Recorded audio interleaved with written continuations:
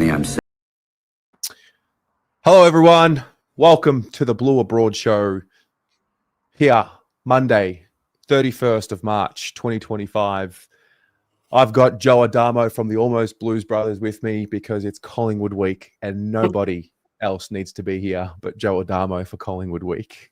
For full transparency, I did request that I'm on this week. Tez didn't ask me. It wasn't even a request. It was get me on, and here we are. So it's gonna be a good night. Well, you did request. I think you did more than request. You did what I think we want our club to do. You just took it by the balls and said, "No, I'm in." Yeah, no, it's spot on. Actually, to be honest, yes, we're obviously going to review the Dogs game pretty critically, but don't care what anyone says. When you're coming up against the Pies, there's a bit more emotion, regardless of where. It's always been that. It's always been the way. It's always been the way we've been told by our parents. Doesn't matter where you are on the ladder, Carlton, Collingwood. There's always a bit of emotion to it. So we've got to find something this week as fans to ride the wave, put our balls on the line, and off we go. We'll get there. We will get there. Put your balls on the line, just like me. That's fantastic. Very, very good. I need to know who's behind this account. Like, the secret will stay safe with me. But actually, you know what? Maybe I don't need to know. It's better thinking that it's actually him. Imagine it's him pretending to be a parody account of him. Shit. Oh, dear. Okay. Well, look, plenty to get through. We're going to get through Friday night. We are going to get through all the things that have happened since Friday night. Probably get a little bit deep.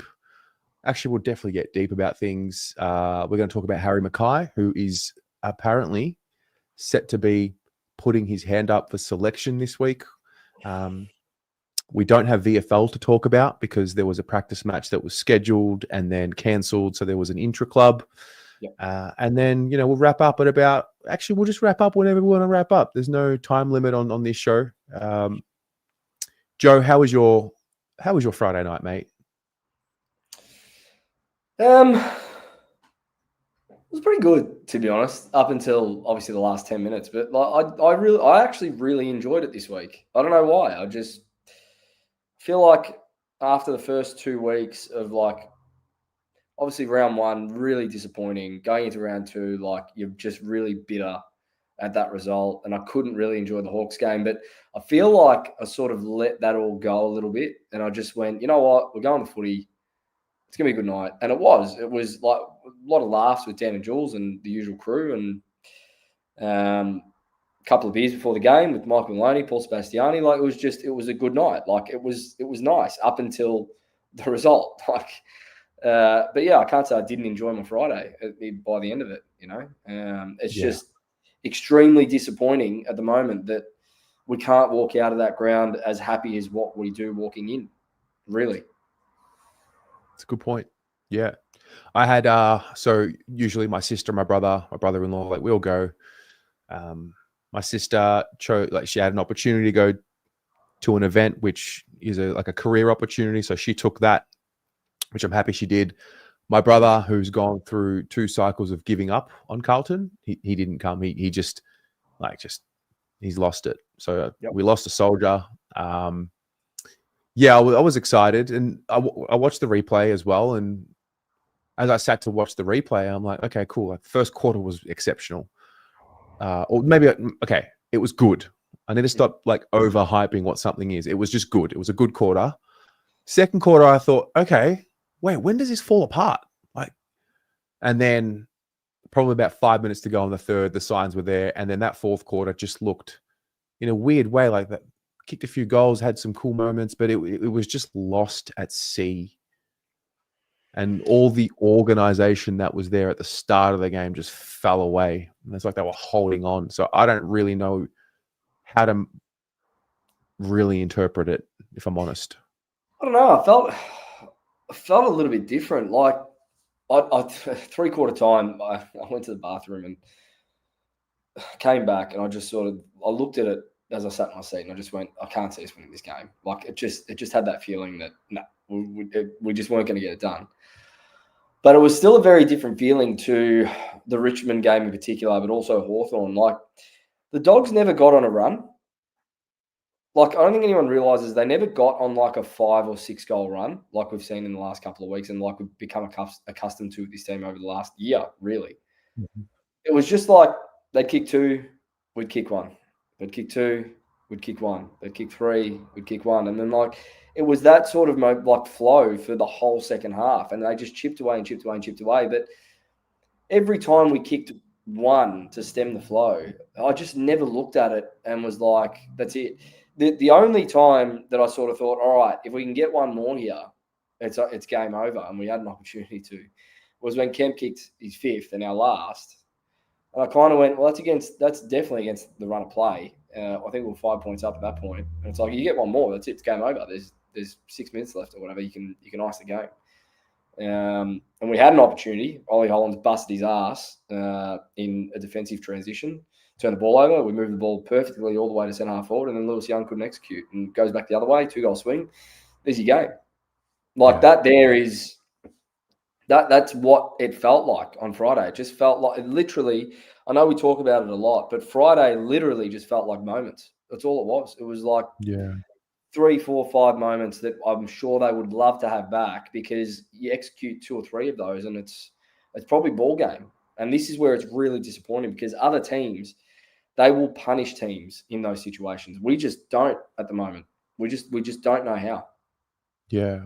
I mean, there was some really interesting footage from the first half about, well, twice, 15 minutes to go in the second quarter, and then again 8 minutes 50 to go in the second quarter. Like the camera panned to Luke Beveridge.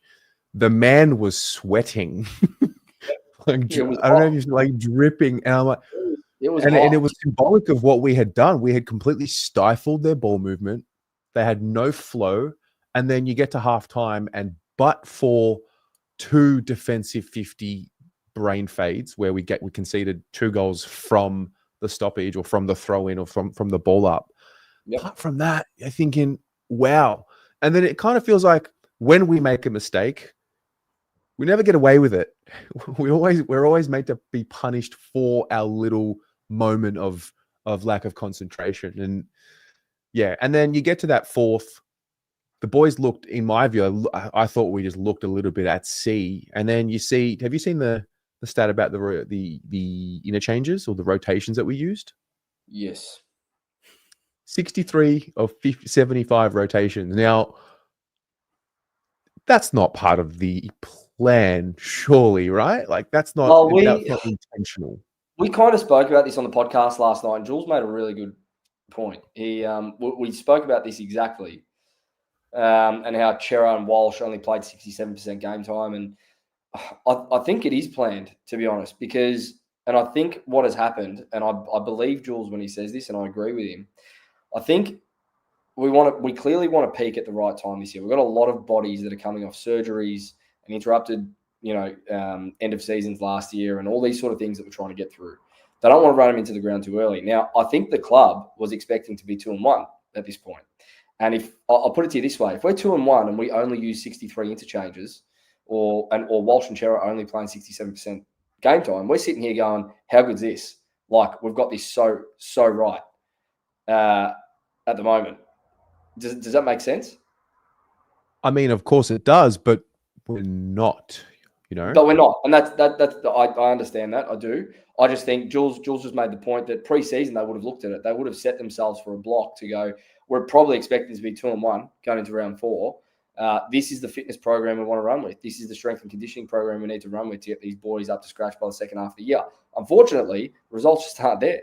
If the results were there and we had to run out these games, they look like geniuses. They look like dickheads now, is what they look like. So I feel like they've fallen on their own sword a little bit, because you can't tell me that the club wouldn't have set themselves for a 2-1 start at a minimum. You can't. No one can tell me that.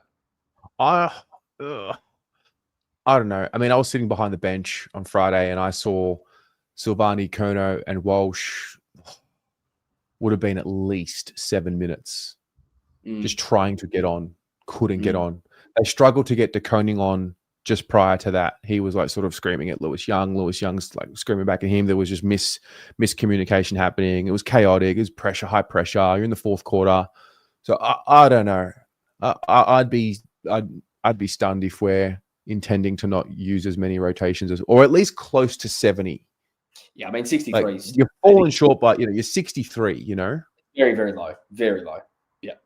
And then I watched the fourth, and I'm watching. I'm like, wow, there is this idea that we're fit. I mean, of course they're fit. They're footballers, but it just doesn't seem that way. Maybe I'm just getting clouded by the fact that we're losing, but we're getting run over. Yeah, no, and I think I still don't think it's a fitness thing. I honestly think it is just down to decision making in critical moments that allows the opposition to get back well within reach of us, and at that point, it's panic stations. You see the panic that just spreads throughout the team.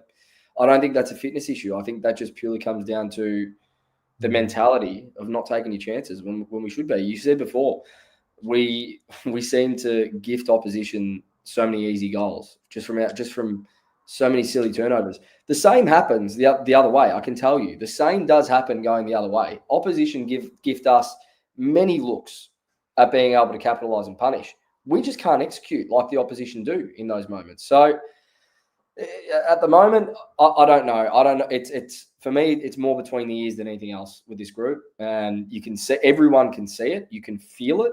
You can see it on their faces once the pressure starts to mount. It's honestly fascinating to watch at times. It really is. So Pommy and I just did the rating show. Always after every game, I'm always given perspective on something that I wasn't truly aware of because of the way it all comes together. And we go through each player, we look at their performance, and the one constant that was there throughout most, if not all of the players, was their pressure acts. You look at the midfield. I mean, we've got the best ruck in the comp over the start of this season. Like Tom's on another planet right now. And I'm not even like trying to overhype him. Like, he's literally the best performing ruck in the league for the first couple of games. He's got midfield numbers and ruck numbers. Cripps is always great, solid, great. Pressure acts are there. Hewitt's become an offensively positioned midfielder. I don't know if that's planned or if that's just the way it's going on. Chera and Walsh, they seem to not have that damage, but everyone's got their defensive numbers up across the ground. And Polly made this interesting point. Like, who's the guy that we're looking to get the ball in the hands of? Like that Chad Warner, that like the offensively minded person. Like it's almost as if we're so defensive now that there's no instinct left at all. Yeah, it's not the worst take. Clearly, there is a massive importance that's been placed on becoming a better defensive team, and you see it in first halves. Like, if you break our season down into first halves versus second halves, right? And I know the stat was up there before: plus 48 in first halves, minus 89 in second halves on the scoreboard, right? You look at first half Carlton in 2025, it's the complete package. We can move the ball, we pressure well, defensively across the ground, we are solid, and teams can't penetrate. Like, we held them to 29 points in a half of football. I sat there at halftime and went, that's fantastic. We held Hawthorn to under 50, and they're a high-scoring team. We still held them to under 80 for the game, or just on 80 for the game. They're a high-scoring team. They've shown their potency. Like, defensively, you can see what the focus is and the importance of that. And I think this is where, as fans, we can't get caught up too much in our side of the scoreboard just yet, I think. Because for me, defensively, long term, that's always going to hold you in better stead than a team that leaks score but can score themselves. That's just always been the case in footy. I can't see it being any other way or that script flipping. We just need to be able to execute at this point. We can't execute when we're in front of goal to save ourselves. And when we've got those moments, it's as simple as that. I think we were 2-8 in the second half against Richmond, 2-7 against Hawthorn, or maybe the other way around. And I think Hawthorn kicked 7-3. There's your ball game. It's not that we're not having we don't get the opportunities. We're not executing when the opportunity's there at the moment. So are you glass half full or glass half empty when it comes to the fact that our midfield He's putting the pressure on. Most of the players are putting the pressure on. It's just one of those things that over the course of an entire season that will turn and that will move in our favor? Or are you in the camp of this is the best we've got? Where like No, the boys are trying. I think from that perspective, I would say that I'm glass half full in terms of what this will look like long term if we stick to it. A good defensive team is always better than a good attacking team. Always. That is the case for so many different codes in sport. If you can get your defensive structures right and you can pressure the opposition and create turnover, you'll always be better off. So if that pressure is there and that defensive application is there, that's something that we lost completely in the back half of last year, and we looked even worse than what we do now. Really, like let's not forget how bad we were to finish off last year. It was we leaked the first 60 points in the elimination final. Don't let that get lost on anyone, right? Like, so long as we're not doing that, right, over and over again, and we're not leaking the first 30 points of the game or first 20 points, like I feel like long term it will click. It's just how long that's going to take, because unfortunately, I understand that the season's 24 weeks long and we've got 23 games to put together. We've only played 3 yet. You can look at it from that perspective. But if you keep looking at it from that perspective, it's going to get away from you just as quickly as well. So they've just got to bring the rest of it together, which is second halves at this point, very, very quickly. Very quickly now. And I'm talking this week. That's it. Well, it's interesting because after the first game, we heard, I can't remember who it was, one of the players like, oh, well, it's only one game and there's 20 or so left. And then, round two was, oh, well, it's 2 games. And now we're hearing, well, we're 3 games in. There's still, it's like, hello, at some point it's, hey, we need to be a bit more urgent. Yeah, 100%. 100%. And like I said, I just hope that there is a belief in the system from the players in particular, because if this isn't them at their best and we're not allowing scores above 80, really, holds in pretty good stead once you start to actually click and once you start to actually execute on the scoreboard and you're not kicking 2 goals 8 and 2 goals 7 in a half of football. So, yeah, I mean, I think there was a term that Voss used a couple of years ago, which was scoreboard nourishment. Do you remember that? Getting some scoreboard nourishment for our performances. How could I forget? Like it was coming up to when it started to click in 2023. I remember there were a couple of weeks where they spoke about scoreboard nourishment for our efforts. And I'm not trying to be too positive, because if you're not running out games and you're not competing for 4 quarters, it's not good enough. I'm just going to say that loud and clear. But I feel like what this team needs is a little bit of scoreboard nourishment, because you can't tell me that the effort and the application isn't there the last couple of weeks. Against Richmond, it was not, but the last couple of weeks against some pretty good opposition that brought it to us, it's been there. And the game's there to be won all 3 weeks, really, that we played. It's not like we've been out of it from the opening bounce. Like, we have been in it up to our eyeballs at least till 3/4 time. What did you make of the Graham Wright being in the coach's box, just having a look at what's happening? There were some interesting comments made by Paul Roos and Mick Malthouse. Are you across them? I'm not across their comments. I'm across the fact that he was in the box. So two contrasting opinions. So Paul Roos said it's mind-boggling. It's unusual. I know he's not the CEO at the moment, so it's a grey area. Not only did it never happen in my career, but it would never have happened in my time. That's not the role of the CEO. It says to the media, ask a question and send alarm bells to fans. Mick Malthouse said it happened a few times in my career, and you do get asked because they get hounded and they are often footy heads. At the time, my teams were not under pressure. We were winning, but I wouldn't like it to be a habit. The box is for staff that can help you translate what is happening in the game. I think this happened. Who was it? Was it Bolton? Someone, Teague, maybe just before the review. The CEO being in the box. It wasn't the CEO. It was whoever the independent reviewer was at the time. Oh, that was Teague days. I think it was Teague days. Who was the one that ran the independent review? It was a footy head. I can't remember, but I do remember this happening under Teague. So, I mean, if you take that example, yeah, it's not great because we see what happened pretty soon after. But, I mean, I don't know. Should the CEO be involved in footy? I think they probably should. It's a football club, is it not? Like your first port of call as a CEO of a football club should be success on field. So if you're not liking what you're seeing in the coach's box, sure, call it out. Like I don't feel like it's very easy to read into and make a headline of like CEOs in the coach's box, but you don't know the intent at the end of the day. I mean, Graham Wright, for as far as I know of him and his impact in the game, is a football department guy. Yep. So I don't look at him being in the box as, oh, that's the CEO. I mean, he's going to be the CEO next year. Right now, it's just data collection. The exciting thing about the future of the club for me, a lot of it is tied to Graham Wright, because I hope he just literally comes with the sword. Yeah, I mean, and just guts whatever needs to be gutted.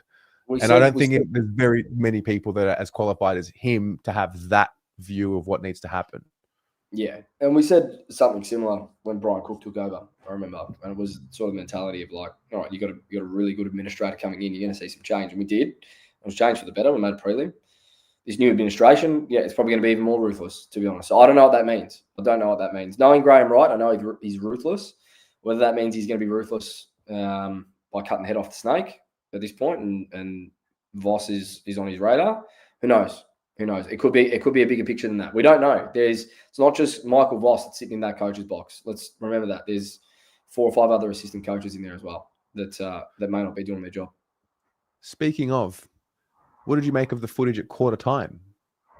Haven't seen it. Haven't watched the replay. I was only at the game. I don't watch too much footage outside of that these days. Long story short, Vossi was addressing the group and then stepped out for Hansen to then address the group. Is that just empowerment of the coaching group as a coaching team, or do you read into that? Happened against Richmond as well, didn't it? 3/4 time. I think it was a similar sort of handover. Yeah, I mean, if what we know about Ash Hansen and Voss's relationship is that Hansen is more the tactical nous, and Voss is more the motivational, head coach, oversees everything. It makes sense. Voss will get in there, fire him up, bring in Ash Hansen. He'll talk about strategically what we need to do in the last quarter. Whether or not that's resonating with the group and whether or not you need one voice, I don't know. I don't know the answer to this at the moment. But clearly, whatever is going on isn't working. Whether that be what we see from the coaches, whether that be what we're seeing from the players in certain moments, it's just not quite clicking. But it's also, and it's so hard to keep perspective when you're 0-3. I don't think we're that far off, as stupid as that sounds, just because of the way our games play out. It's not like we're getting beaten pillar to post from the start to the end of the game. We are controlling the majority of these games. We just cannot finish. That's the problem at the moment. We controlled the majority of the Hawthorn game, I would have thought, up until the last quarter. We controlled the Bulldogs game all the way up, basically until the last 20 minutes for me, because we were still kicking back when they tried to get a bit of momentum. The Richmond game was just a collapse. But you take the other 2 games against good opposition, I don't think it's that far off. It just looks so far off because of the ledger at the moment and the way that they've started. Do you think we let the frustrations of the decades past attach ourselves to the individual games this year? Of course. Did you see Sydney when they were 0-6? Did you see media and their supporters up in arms? No. Like, that was, I think, 2018. We beat them that year. I remember I was there at the G. Fuck, man. It was great. Can you imagine Carlton 0-6? Oh, my goodness. Yeah, I know. But, like, you didn't see their fans and their club going into meltdown. They backed themselves in. And the media backed them in because of what they had done previously. Geelong had a slow start a few years back. I think they were 5-5, and then they went on a 16-game run. I think they actually had a negative ledger up until they won that 16 games in a row to win the flag in 2022. Brisbane last year, they started 0-3. But these teams back in their culture, they're back in their systems, their fans back in the trust that they have within the organisation to bounce back. We don't. And unfortunately, this group doesn't have that luxury because they haven't shown it consistently like those organisations. Yeah, that's that's the thing that often gets lost. Like, yeah, all good to compare us to, Sydney or Collingwood, who were 0-3, or Brisbane, who were 0-3, or whatever it was last year. It's like, yeah, okay, but Brisbane played in the granny the year before and played in many prelim finals prior to that. Sydney, sustained period of success and excellence and all of these things. We don't have that to hold our hat on. We have a great second half of a season in 2023. That's it. End of. Like, there's no backbone of trust built. They did it. They had a good 12 months. And we're all sitting here saying, wow, I trust them. Well, I was anyway. Maybe not everyone. No, I fully trusted them after the Geelong game last year, and then that's now been broken again. Like, and this is the point. Like, we said it last year when that Geelong game had been and gone. There's not too many teams that would have been in that position that cock it up. This group has done it twice within the space of 3 years. So, yeah, it's hard. Like, it is really hard to keep perspective that it can turn with a group that has been so inconsistent. I spoke about this on the podcast last night. If you take out mid-2023, so from the Gold Coast game in 2023 up until the Richmond game last year, just after Geelong, we played 47 games under Voss. We've won 18 of those games. So taking out that purple patch, oh no, the dog's about to drop his water bowl. That's all right. Outside that purple patch, 47 games we've played and we've won 18. It's a 38% win record in that time. Well, there you go. There you go. It's not. It is not a luxury that this group can afford themselves being 0-3 and having people trust that they can turn it around, unfortunately. Last thing about Friday night before we move on. What were you like? Was there a performance? I mean, lots of good individual performances, and I am mindful of the conversation around, we're always looking at individuals. It's got to be about team success, but at the same time, these are moments in time that we experience with some of these guys in their careers. And I mean, I wanted to highlight one in. I mean, we've spoken about Tom. I wanted to highlight one guy in particular. Just plays highlights, and talk about him afterwards. So this is Brodie Kemp's game. Has one Jesse Motlop. Sees something he likes in the pocket. Contested marks, so I make it 38. Gave him one too early. But these are the looks they haven't been getting over the past couple of weeks, Carlton. To Dale. Dale a bounce. Runs into Kemp. Took him on. Caught. Young thought he was held. Kemp will get a free. Should not miss from here. And he hasn't.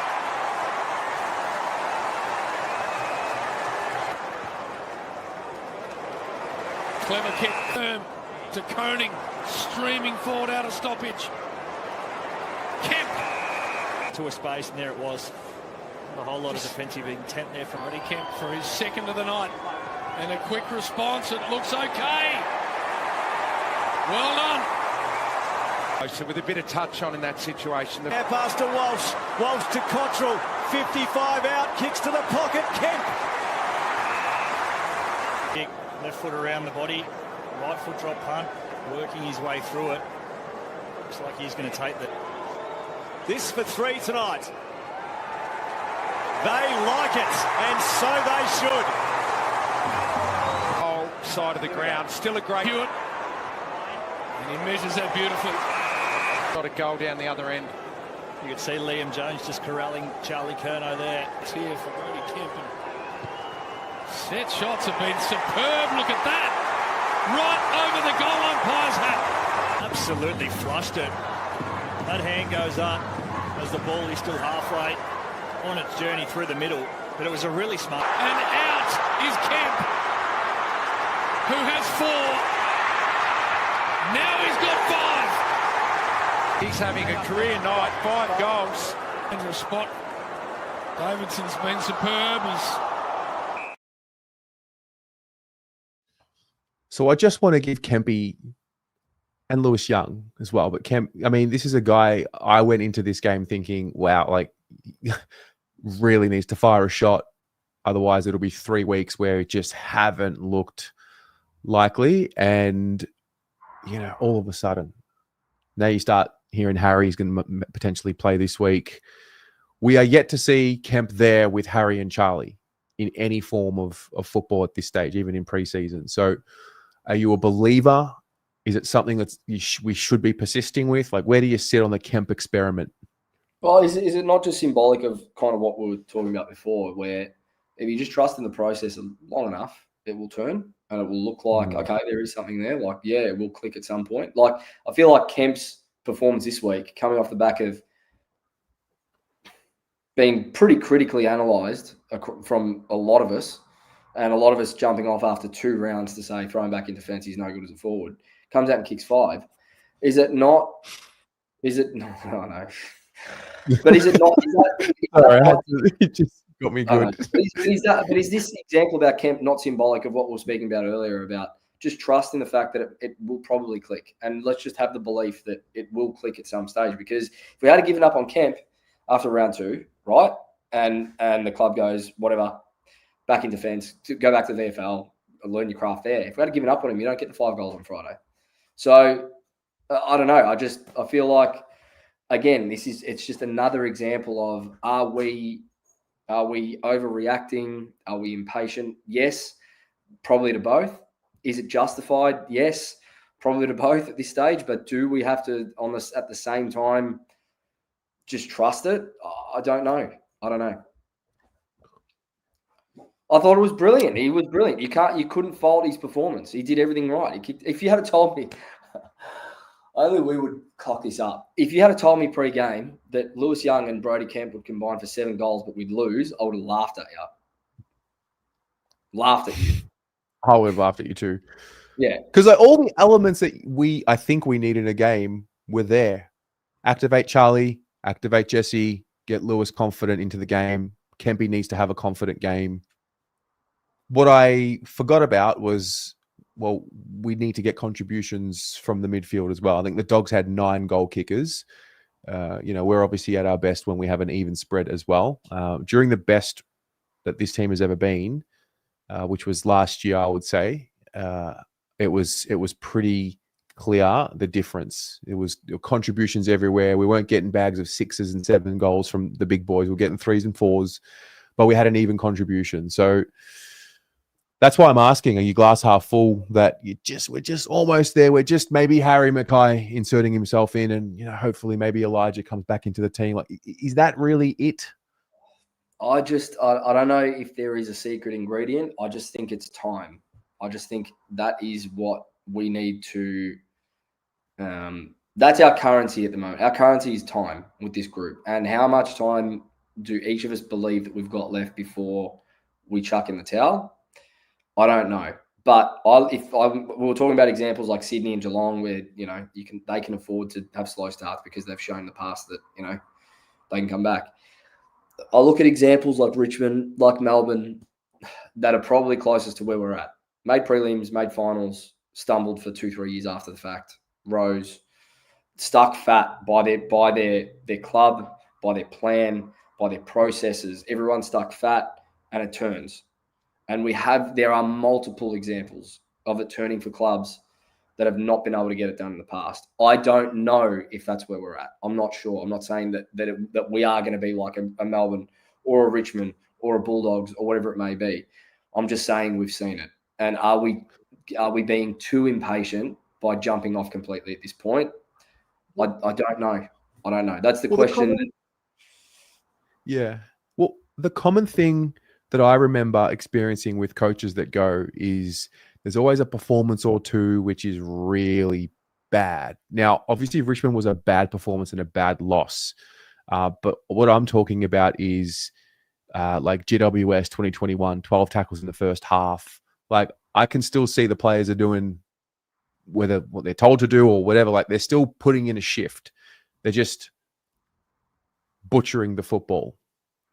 So I think if I see the team go down that path where you can just see their effort is not there, and they're not doing what we see now from an effort standpoint, that's when I think I'll panic. But at the same time, how many more losses in a row can we start a season with before, we get closer and closer to pushing? I agree. If it's 0-4, this is a very different conversation. If I'm on the show next week and we're 0-4, which I won't be on next week, but if it was 0-4 and we're doing this review after losing to Collingwood, it's a very, very different conversation, because then it is a problem that we can't win and that we can't beat anyone outside of a West Coast or a North. So, yeah, I think at that point it becomes a problem. I think, yeah, it's so hard to be. It's actually really hard to be positive. I don't want to be, because I want to be as critical as I can be on this club at the moment. But at the same time, I do come back to it's early. Clearly, they're making tweaks to the game plan, which we are seeing from a defensive side of things. How is that going to, what will be the fruits of our labor if we can start executing when we get the opportunities that we get? That, for me, that's talking about a missing piece of the puzzle. That is it. We had 3 or 4 moments, Tez, on Friday that I could pick out for you that would have iced that game, and we just could not execute. We couldn't put the foot on the throat when the opportunity was there to put it on the throat, whether it be from a terrible inside 50 entry, from terrible execution in front of goal, whatever it may be. It's these little things that are hurting us in a big, big way at the end of it. When it's on, no one can tell me it doesn't look good, because the first half looked good.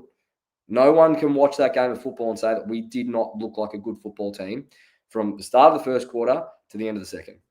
It's the second half. They just need to learn how to stay in the game for longer mentally. It's got nothing to do. And this is the part that I struggle with, right? If you tell me Voss is a bad coach, poor coach, how can they start games the way they start them? How can we see Zach Williams taken on the corridor? How can we see Adam Saad taken on the corridor? Anyone that I spoke to in preseason wanted more of a transition game. There have been moments where it's looked electric. So you can't tell me that the coaches aren't trying to do something different with the game plan, because it does look different. When it's poor, it still looks very poor. But when it's good, it looks good. So this is what I'm struggling with at the moment. Is it Voss? Is it just the players getting used to a few tweaks to structures, to processes in game plan and all this sort of thing? Or is it a bigger issue? I don't know. And it's literally making me pull my hair out trying to think about this. That is a great segue. Very rarely, if at all, do I ever replay a fan cam on the Monday show. But I think I might start doing it. Like, I might pick out my favorite one. A guy came on. His name is Sean. I want to play the conversation I had with him. Goes for about 6 minutes. And it just touches on exactly what you said there. And then I want to unpack it with all of you. So...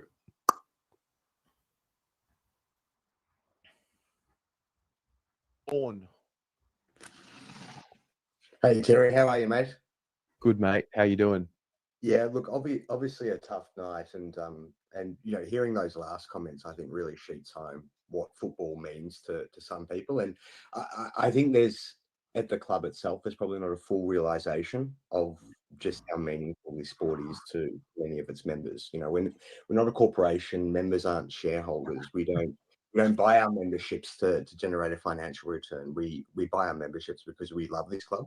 And I think earlier on you touched on the intergenerational nature of much of our interest in the football club. So it's not something trivial. It's something that does impact on our outlook, on our mental state, and how we all feel on Saturday, unfortunately. And I didn't catch the name of the last chap who spoke, but all I would say is I remember after we beat Melbourne in the lead up to the prelim against Brisbane, and walking around Melbourne, and anyone wearing the monogram was your friend.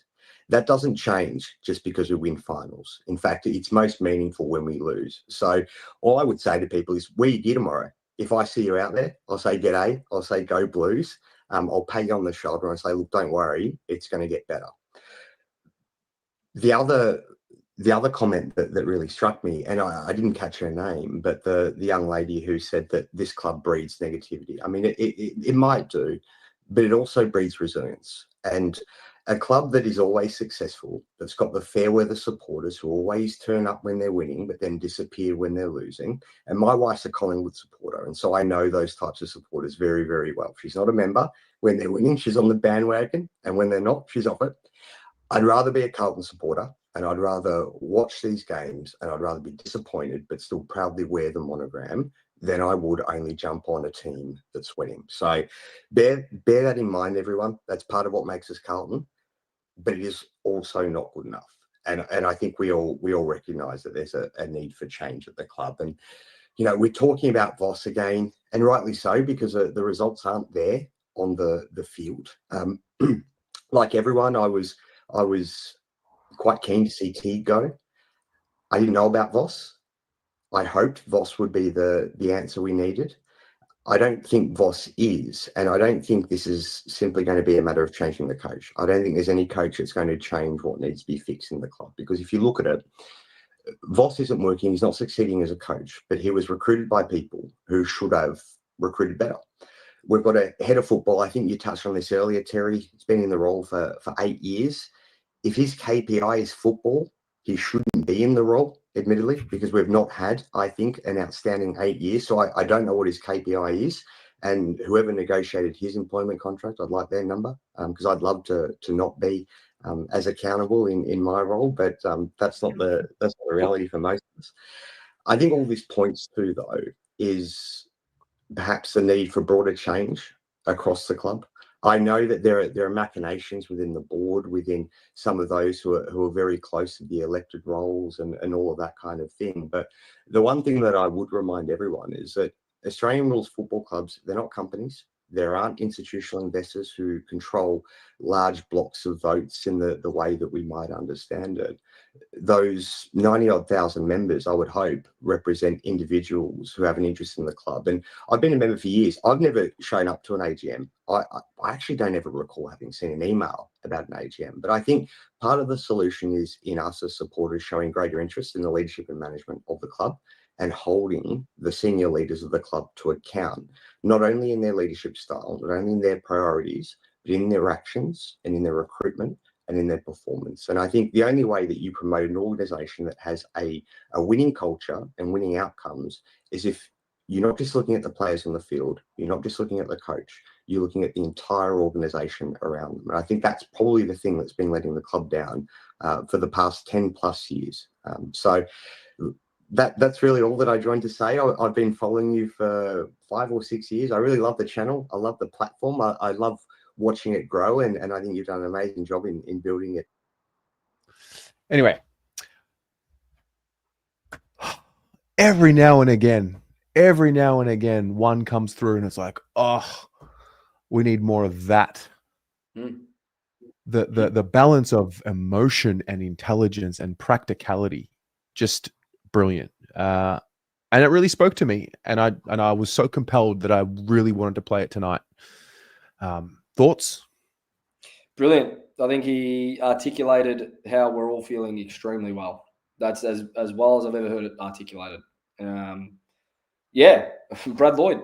And, it's funny. It's a good segue because on the podcast last night, we spoke about accountability. Where, at this point in the journey, where does the accountability lie? We spoke last week on the podcast about the board. I went through our board structure from over the last 10 years. We've gone from 13 down to 7, but of that 7, only 1 is a football person, which is Greg Williams, who we don't hear from. The rest of them are business people. So where does the accountability lie with them to hold the club to account for football success, not just business success? Spoke to Dan during the week about Brad Lloyd, which Sean very, very much articulated exactly what I was saying. What are his KPIs? Dan was saying, what are the KPIs of these people? Because, yeah, you're not hitting them from a football department perspective. So what are you doing? When's the last time we heard from Brad Lloyd? I thought the guy was dead, honestly. We haven't heard from him. I feel like we haven't heard from him for 2-3 years at this point. Well, look, the easy target for criticism is the players and the coach, because we see them more than anyone else. And this is not to say that they don't deserve criticism. The players and their execution of the fundamentals for the level of talent that they have could be better. Tom De Koning, in my view, should not be able to have more composure with the ball in hand and hit up a target inside 50 better than what Sam Walsh can. So, players. Mitch McGovern and Blake Acres are senior players. Their performances this season, not good. They need to be much better. Coach needs to be much better at being organized and calm under pressure and making the right moves. And so there is always going to be room for critique there. But it kind of stops there a lot of the time because we don't see anyone else, rightly or wrongly. And I think that's starting to change. I think it should. I mean, last night we spoke about to continue that conversation around accountability we've been having for a couple of weeks. I did put it back on the players squarely. All three of us did. At this point, there's a core 6 or 7 that have been there for 10 years under 3 different coaches. Saying the same thing, same patterns. Here's a stat for you, Tez. That might make you fall off your chair.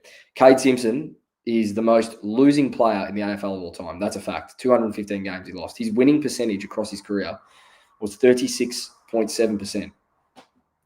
Patrick Cripps, one of our all-time greats, has a winning percentage of 36.8% across his career.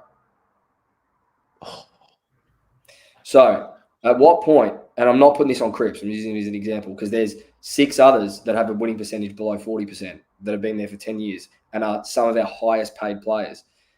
At what point does this accountability of wins and losses go back on the playing group to say, time to take literally the ball in your hands and do something with it? Because you can't keep hiding from the accountability and pushing it on another head coach or pushing it on assistant coaches or pushing it on the board. We've had a full board restructure at the end of the day in the review. We've had 2 other head coaches over the last 10 years be sacked. We've had assistant coaches go in and out of the joint for that 10 years as well. There is a core group of players that have been there as a constant throughout that time that I feel are getting away with way too much and not being accountable enough for the results at the end of the day. That's one part of it. That's what we spoke about last night. And I think at this point, the players need to start to realise, as hard as it is, it's your job. And I get it. It's a sensitive topic. And there's a lot around mental health in footy and all that sort of thing. Not here to pot them as people. I'm here calling them out as professional footballers of this football club that are not performing at this point and not getting results. The second side to that I truly believe is what Sean was articulating then quite well, is around the fact that there are certain people in administrative positions that have been getting away scot-free as much as what the players have. There's no accountability at that level. And if you want to talk about culture, I've worked in 2 multinationals over the last 10 years. If you want to talk about where culture comes from, the one constant that I've seen across high-performing companies is that culture comes absolutely top-down first. Absolutely. People can say what they want, that bottom-up can build it and all that sort of thing. I've never seen it in my time in the corporate world. Never, ever. And I can only compare corporate. I know it's not corporate, this is sport. But culture in an organisation stems from the people at the top and the message that they're delivering to their people that need to perform and the ones that need to get the results for them. I'm not seeing that. And I'm not seeing that at the moment from our head of football. I'm not seeing that at the moment even from our CEO, Brian Cook. I know he's outgoing, but he's still got a job to do over the next year. And I definitely haven't seen it from anyone else in that administrative area of the football club or in the football department. Yeah. I think what's helped me get through the first couple of weeks, because it gets hot, it gets hot, it gets hot, it gets hot. And then I always have this, I don't know, ability, or I need to figure out a way to, we all do. We all need to figure out a way to keep moving on, because we're not going to stop going to games. We're not going to not watch for the rest of the season. But there is a realization that I'm not going to continue to act and feel in a way that's detrimental to my own personal health. Yep. And so where I landed in my thoughts for this week, which may change week to week, because it's just at this point, it's just cope.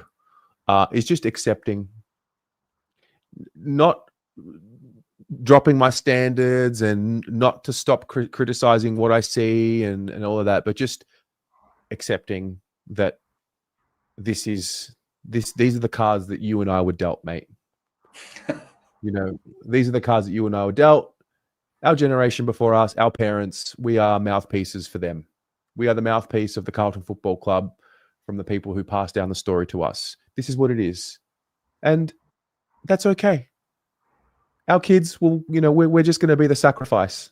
We are the sacrifice that a generation has to be in order for the next generation to, live through their teens and their 20s and, halfway through their 30s, and they can enjoy it. And Joe, that's us, mate. That's who we are. Not subscribing to it yet, Tez. I can't. I just can't. Mate, what have you seen? What have you seen? What have you seen? No. I get you. I know where you're coming from. I'm just the last thing I want to do is succumb to too much of a defeatist mentality each week. Not defeatist. No, not defeatist. I think it's our reality at the moment. I'll agree with you that it's definitely the reality at the moment. That's how it feels. Whether that's when reality... you accept that it's a brand, not a club. Oh, definitely. No. From that perspective, absolutely. Yeah, no. You're not getting an argument there from me. Yeah. Embrace the unknown. Like I'm holding on to this like resentment, like I'm entitled to feel and watch good footy because it's the mighty Carlton Football Club. That whole concept is dead. And the sooner we can like embrace the fact that we are, as a football team, just as shit as the bottom six in the competition since the AFL era, take away the money that we make and take away the business side. The sooner we can embrace that and be honest about that, and stop hiding behind metrics other than football performance, the quicker we can move on to the next era. And that's the best way for me to accept where we are right now and stop trying to project what the Carlton Football Club is, because once upon a time there was the third quarter and you just knew that the boys were going to get the job done. No, I agree with that. 100%. That if that's where you're coming from, yeah, you got no arguments from me, mate. It's very clear that, I mean, that's in Sean's speech, right? Like the undertones of that are that it's very clear that everything other than football is what's important to this club at the moment, and has been for the better part of the last 10 years. It's just fact. You can't shy away from that. Now, Joe, having said that, just want to step into another world. So just give me a moment.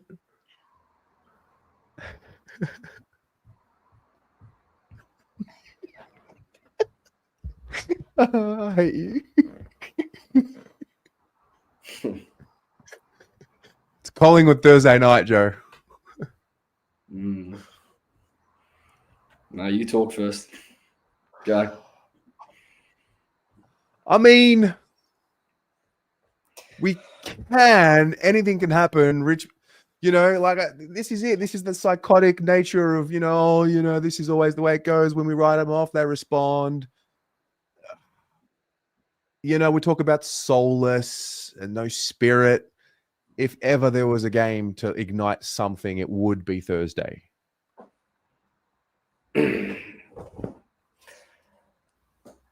I have put my balls on the line for this game too many times to not do it one more time, Tez, just to not give it one last go, because I'll put it to you this way.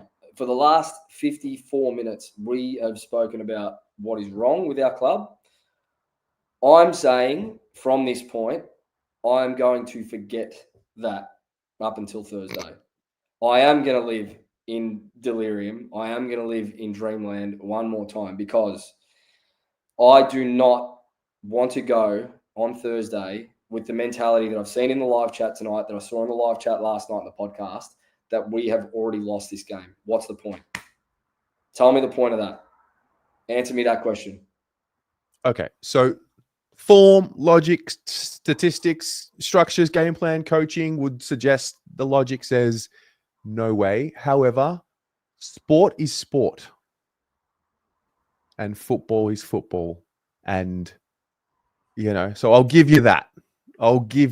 There's always a chance. Gavin Whelan knows where I'm going with this, getting the steaks ready for fan cams on Thursday. I'll tell you what, I will cook. I will cook and eat on fan cams. I'll cook 3 steaks on Thursday if we win this game. 3 on fan cams. I have them ready. You'll see me eat 3 steaks in the space of hopefully 10 minutes. Tez, I don't care what anyone else says. I don't care if this is delusional. I have been told, you have been told, our whole lives, when it comes to Carlton Collingwood, doesn't matter where you are on the ladder, doesn't matter what your form is. That is the game that you pencil in, that either team can go out there and win. Yes or no? We have been told that, yes, but we have been told that from people who supported that Carlton, not this Carlton. Yeah, only answer the question I asked, Tez. Don't. Sorry. Don't Sorry. give me fucking, I don't want logic. I don't want logic right now. The logic part of this show is gone. This is now Okay. emotion. Because I'm going to remind everyone that's watching right now. 2022,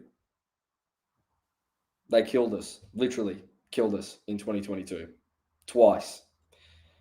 2023, when we were dreaming of a flag, when it was right there, quarter time at the Gabba, they went on with it and won the flag a week later.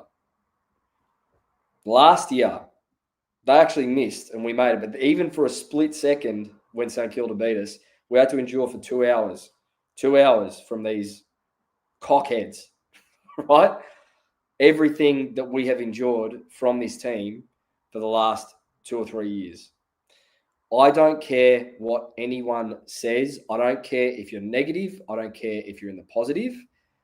Get to the game on Thursday and bring your voice, bring the energy to get behind this team. Otherwise, stay home because I don't want that shit on Thursday. I don't want moans and groans on Thursday, 2-3 quarters in when a couple of errors creep in. I want us as fans to take accountability one last time this week, one last time, knowing the enormity of this game and what it can do for momentum for us to come in full voice for 4 quarters. Give them 4 quarters. Felix is a good friend of mine. He took me to a Collingwood game a couple of years ago. Very good friend of mine. And he knows Felix, I'm having a Kutsukis. shit. Yeah, Greek boy. Kutsukis. Went to high school with him. But please, rally the troops on Thursday. This is it. See, Josh, wrong mentality. Stay home. Don't want to see you there. At the end of the day, like you said, Tez, it is sport. Anything can happen on Thursday. If we have the mentality and we are putting out there that there's no chance in hell we win this game, we give our team and our club every reason to think the same on Thursday. Fact. I know it shouldn't always come back on the fans. I know we shouldn't be always the ones to drive it, but this is a rivalry where I could not give a fuck where we're at. This is it. I don't care. Honestly, I don't care if this is the only game we win this year. That is a fact with how I'm feeling right now. Win on Thursday. I genuinely, Tez, you won't see a negative word from me for the rest of the week. I am, when Friday finished, right, as bad as it was, for the first 2 weeks, I couldn't, the last thing on my mind was footy the week after. As soon as the final siren went on Friday and I walked out of Marvel, I went, get me to the fucking G on Thursday. Get me there. I've heard people saying fan cams, they're scared. We're going to get pumped. What's the point? Like, we might as well, Voss is going to be sacked on the Monday. It's the funeral. No. It's in our hands as a football club to do to them what they have done to us for so many years. And I will put my balls, I know this will either become a meme from various social pages, RCCS and Swoop Luke and all that. This will either become a meme from them or I'm going to be sending them this clip this time next week to say, fuck you for the last 3 years. It's Carlton by 24 and we're going to be giving them these ones as they walk out at 3/4 time. That's it. Bring that energy to the game. Let our fucking football club feed off this, Tez. One last time. If they, you know what? If I'm a meme 5 times, make it 6. Who cares at this point? Our heart has been broken enough. One last hurrah. This is it. And either they do it and the belief, it's there. Like, one win against this mob gives the belief to everyone. You know that that's the case, Tez. You know we beat them on Thursday. You'll come on this show on Monday. You're going to be a different person. You know. You're going to do your review on Friday morning. You know it's going to have a different energy. Believe. All right, fine. Believe one last time that we can actually do this on Thursday. This is it. Okay. You make a really good point. At the end of the day, how much more can we hurt? Like, we're already dead. If we get slapped by 50, I will literally laugh with the Collingwood supporters on Thursday. I will. I'll sit there and laugh.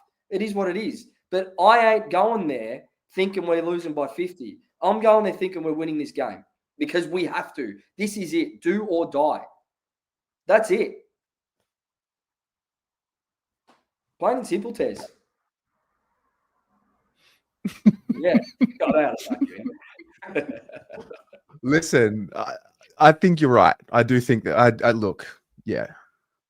If you're gonna go with a fucking attitude and sit there and mope, don't go. Just leave it. If you're gonna go there and just abuse the players, the Carlton players, just don't go. Just don't go. Do you remember, Tez? You, me, and Paul did a show. We did a Blue Broad show together after the Essendon game, 2023. Do you remember that? This sticks in my mind. Yeah. And the three of us pre-show, we went, what are we doing here tonight? Like, how are we going to attack this? And you said, boys, we're going to be positive, because how else is this going to turn if the fan base is eating their own? Now, I'm not saying that was the catalyst for what turned it in 2023. It clearly wasn't. It was probably the last thing. But I'm a big believer in that whatever you put out into the universe will give back at some point. Yep. So if collectively we're on the same page, then that's powerful. That's it. Like the energy that you will feel from 40,000 Carlton supporters on Thursday being completely negative about the result before it's even been played versus 40,000 Carlton supporters going in full voice and marching to the G, wanting blood. You feel that. You feel the difference. Guaranteed. True. That's true. All right. Fine, Joe. Fine.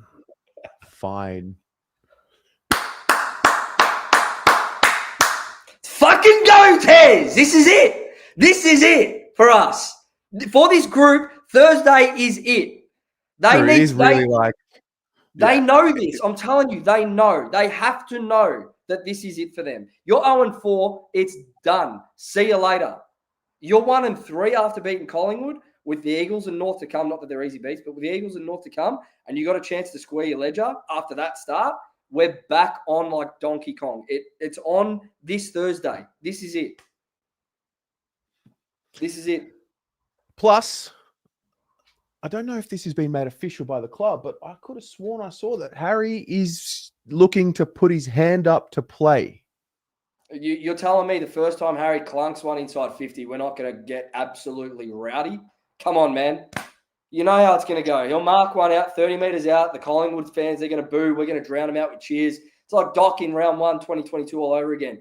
Get behind our group. Everyone needs to get behind our group. Yeah. Yeah. Just put your balls out there, mate. Get your rod out. Get your rod out. Okay, let's talk practical. Let's talk changes. So if Harry's putting his hand up, what does that mean? Does that mean Lewis Young's going to come out? Yeah, that'd so be Young, stiff. Yeah, Youngie out after kicking 2, which would be stiff. But that you would think that's the change. Zach Williams probably not going to get up, you would think. So I would hope to see maybe Ashton Moyer. That'd be huge to give him his first full crack on that sort of a stage. I think he's probably made for a stage like that, to be honest. And Boyd, I don't want to see as a sub. He's got to start. So I don't know who comes out there. Maybe a Haynes. But yeah, Boyd definitely has to play a full game if he's fit.